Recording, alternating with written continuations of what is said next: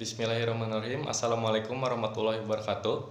Perkenalkan, nama saya Rivaldi Nopal Gumilar, NPM 10070319102. Di sini saya akan menjelaskan tentang materi klasifikasi supervised dan juga metode klasifikasi unsupervised.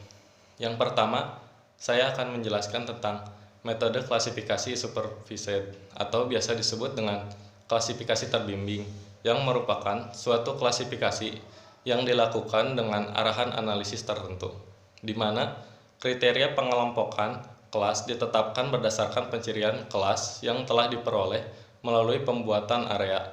Contoh, training area. Metode klasifikasi terbimbing diawali dengan pembuatan daerah. Contoh, untuk menentukan pencirian kelas.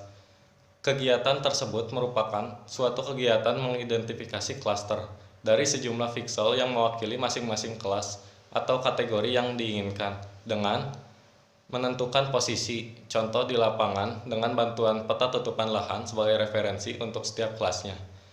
Data yang dihasilkan dari kegiatan pengklasifikasian secara terbimbing atau metode klasifikasi supervised didapatkan dua tabel, yaitu tabel separabilitas dan juga tabel kontingensi.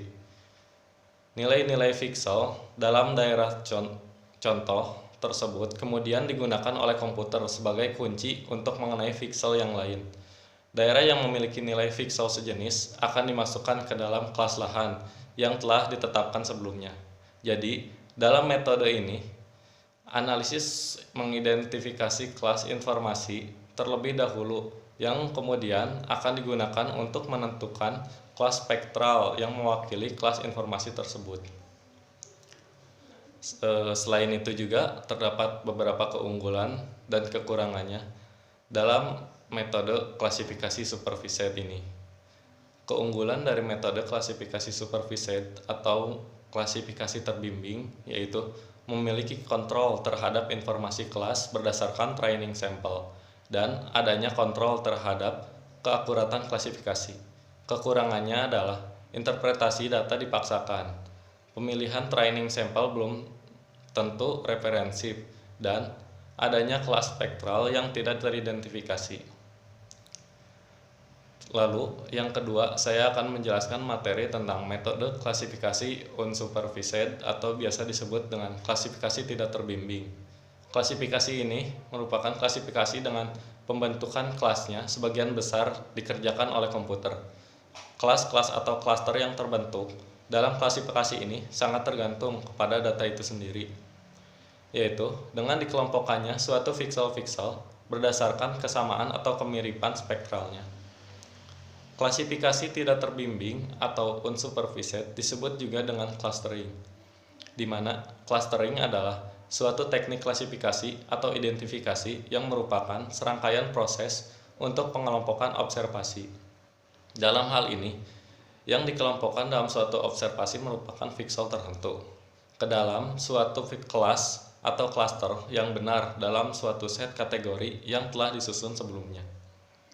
Menurut Lindzen dan Kiefer pada tahun 1997, klasifikasi tidak terbimbing biasanya menjumpai beberapa kelas spektral yang dihasilkan berkaitan dengan lebih dari satu jenis kategori informasi.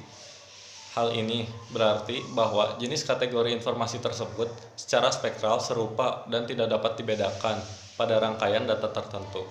Klasifikasi lahan dengan metode tidak terbimbing akan mendapatkan berbagai klasifikasi lahan yang berasal dari kelas nilai spektral pixel.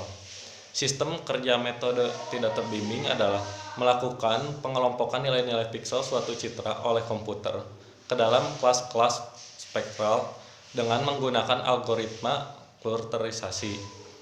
Dalam metode ini diawali dengan proses biasanya yaitu analisis akan menentukan jumlah kelas yang akan dibuat. Kemudian setelah mendapatkan hasil, analisis menetapkan kelas-kelas lahan terdapat kelas-kelas spektral yang telah dikelompokkan oleh komputer dari kelas yang dihasilkan. Analisis bisa menggabungkan beberapa kelas yang dianggap memiliki informasi yang sama menjadi satu kelas. Misalnya kelas 1, 2, dan juga kelas 3 yang masing-masing adalah sawah, perkebunan, hutan, dan lain sebagainya. maka bisa dikelompokkan menjadi satu kelas, yaitu kelas vegetasi. Selain itu juga terdapat keunggulan dan kekurangan dari metode klasifikasi unsupervised. Keunggulannya adalah kesalahan operator diminimalisir dan unit kelas dianggap sebagai distinct unit. Kekurangannya yaitu korespondensi yang tidak jelas terhadap informasi kelas, kontrol yang terbatas terhadap kelas, serta spektral kelas tidak konstan. Dalam suatu perencanaan, metode klasifikasi terbimbing atau klasifikasi supervised baik digunakan untuk kawasan yang sudah diketahui dan akses mudah dijangkau untuk keperluan pengenalan tutupan lahan secara terestris. Sedangkan dalam suatu perencanaan pembangunan yang menggunakan metode klasifikasi tidak terbimbing atau klasifikasi unsupervised baik digunakan untuk pembuatan klasifikasi lahan di kawasan yang belum terlalu dikenali dan akses yang susah untuk dimasuki secara terestris.